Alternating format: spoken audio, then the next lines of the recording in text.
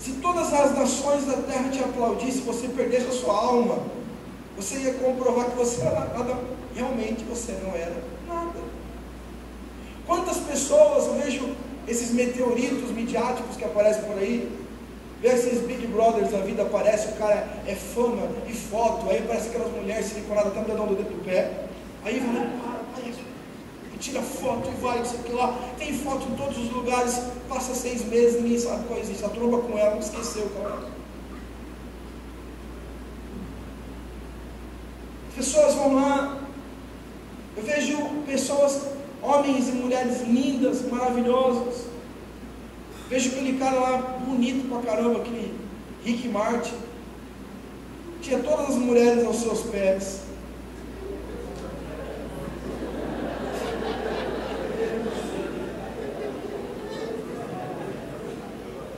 saiu do armário.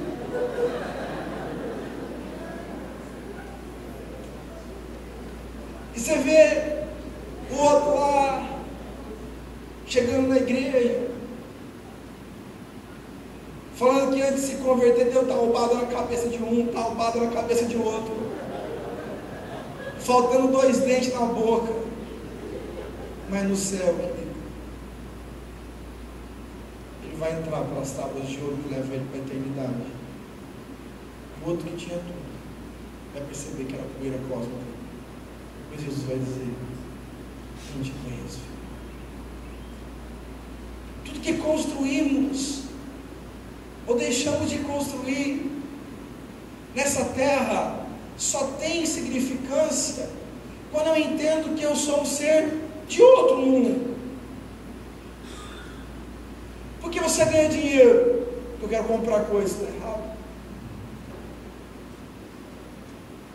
Você é um ser espiritual que vive nesse mundo, vai comprar coisas, vai viver coisas, mas a sua mente tem que estar em outro degrau.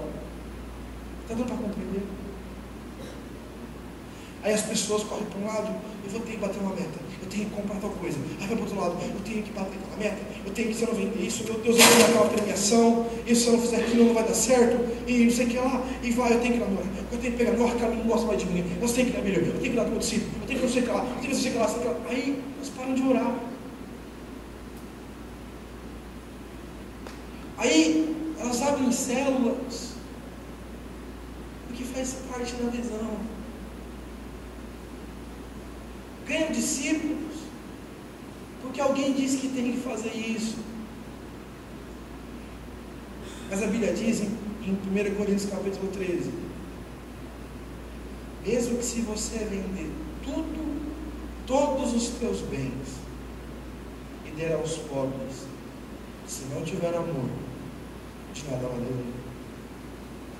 Mas abre célula, se não tiver amor, de nada valeria.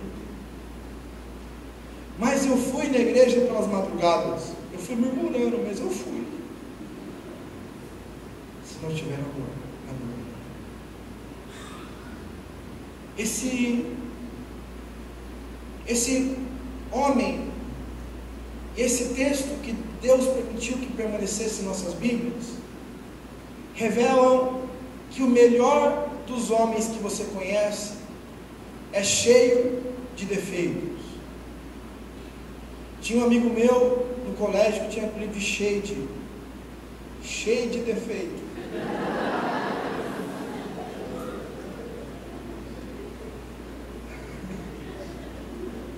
Eu espero que ele não esteja aqui. Mas todos nós somos. Vocês querem ver? Quando você lembra de Moisés, você lembra daquele homem barbudo subindo aquele Sinai, recebendo de Deus aquelas tábuas escritas com os dedos, os 10 mandamentos, das próprias mãos do Senhor. Você lembra do homem que abriu o mar vermelho, daquele homem que bateu o cajado na rocha e saiu água, daquele homem que viu tantos milagres, que comandou um exército que foi para Canaã. E lá, você lembra que esse homem é tão especial porque ele peitou o faraó, ele peitou todo o exército egípcio, mas a gente se esquece, né, de algumas coisas. Mas vamos lá ver. A Bíblia diz, a própria Bíblia diz que Moisés era um homem muito manso. Sabia disso, sim ou não? Sabia ou não? Era o varão, olha o que a Bíblia diz em Números 12, 3. Era o varão Moisés muito manso, mais do que todos os homens que havia sobre a terra. Olha que menino mansinho, bonzinho. Você vê aquela pessoa que fala assim: nossa, é bonzinho essa mocinha. É bom que ele nem se desequilibra, é um poço de equilíbrio.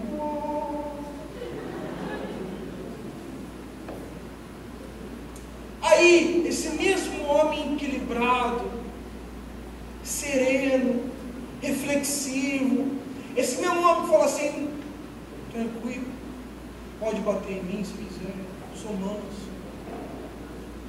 É o mesmo homem de Êxodo capítulo 2, verso 11 e 12.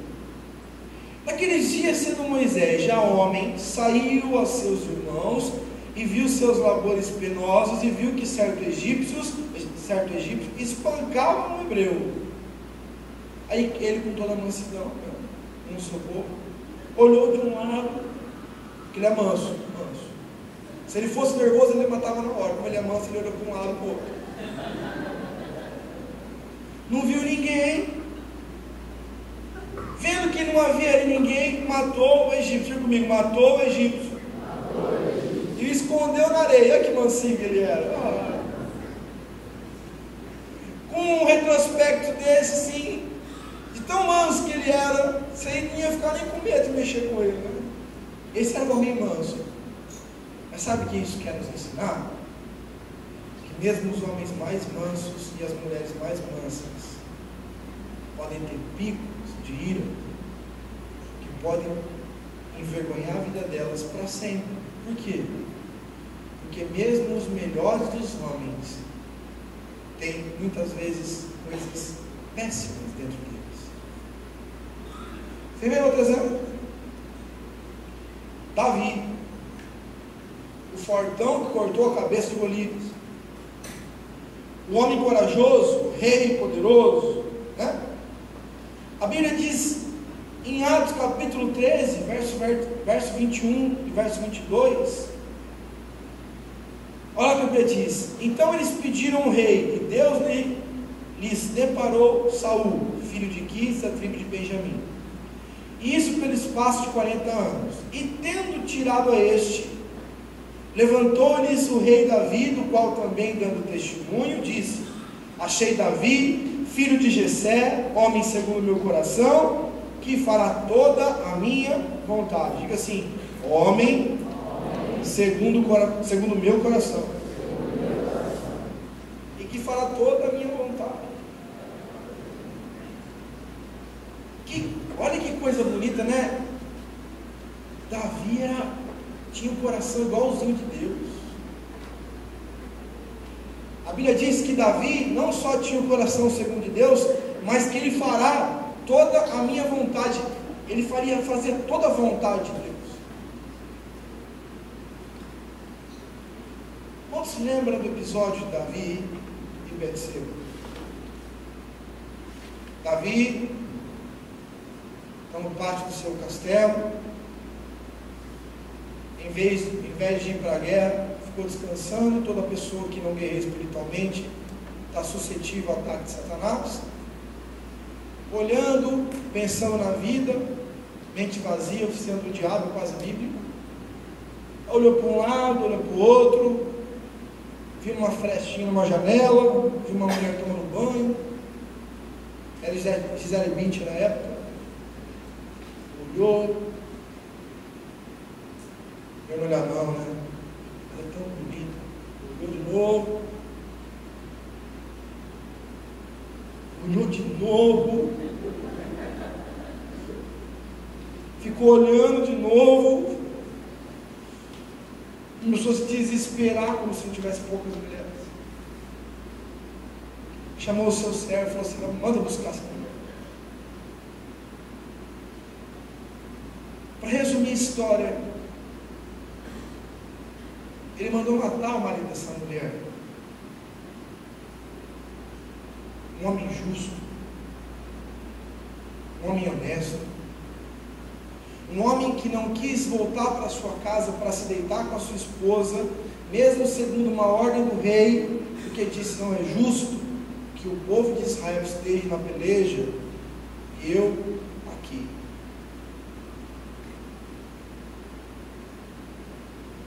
E Davi manda uma carta que esse mesmo homem justo, honesto, era o seu comandante. Nessa carta dizia: coloque ele na frente da batalha para que morra.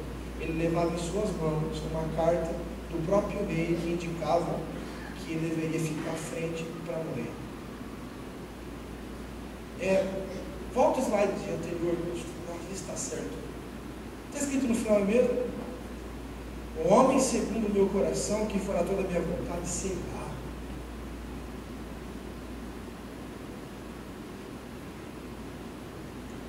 Quando nós temos a intenção de olhar para as nossas vidas e acharmos que somos santos, que nós somos super bens da fé, que a gente pode entrar, depois de ter problema com droga, que eu posso ir para um churrasquinho de vez em quando, beber um pouquinho de cervejinha, que não tem nada demais. Depois de 6 meses, volto de novo com o nariz estourado, tanto cheirar cocaína numa noite, ou estourado de crack, porque brincou com um lado negro que existe dentro de cada um de nós. Está dando para compreender? A intenção maléfica da nossa carne sempre existiu. A Bíblia diz que enquanto o nosso corpo não for glorificado, existirá uma guerra entre a nossa carne e o nosso espírito. Aquele que vivia nas orgias, na prostituição, liga para a amiguinha que transava antes, diz assim: oi, tudo bem, estou ligando só para saber como é que você está. Depois disso, não sei porquê, pastor, caí, bobeei, caiu, porque desprezou a concupiscência que tem dentro do nosso coração. Eu estava tranquilo no meu lugar, no meu palácio, de repente eu vi uma mulher, a concupiscência dos olhos dominou meu olho, tomou meu coração, ele praticou um ato errado porque ele se deitou com essa mulher. Depois de ter se deitado com essa mulher, ele sabia das consequências que isso aconteceria, até mesmo de um filho. Ele manda matar um homem. Olha para a pessoa do outro lado e olha para ela assim: que abismo gera abismo, diz a palavra. Não existe super crentes, não existem super líderes, não existem super pastores, não existem super apóstolos, não existem super vice-deus, não existe. Porque mesmo a Bíblia diz, quando Jesus estava com os seus discípulos, seus 12, ele olha para os seus 12 e diz: orai e vigiai para que não caiam em? E está dizendo: blindem-se, protejam-se. E essa proteção só acontece conosco quando nós olhamos para as nossas vidas sem ser enganado pela falsa percepção de que nós somos mais especiais do que os outros, que eu sou indestrutível, que eu não peco mais. Eu e minha compromissada, a gente pode dormir junto de conchinha, não dá nada.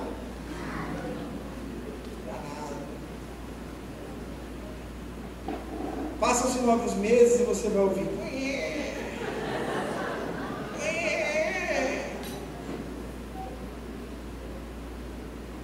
alguns são enganados e outros enganam através desse princípio. Sabe por quê?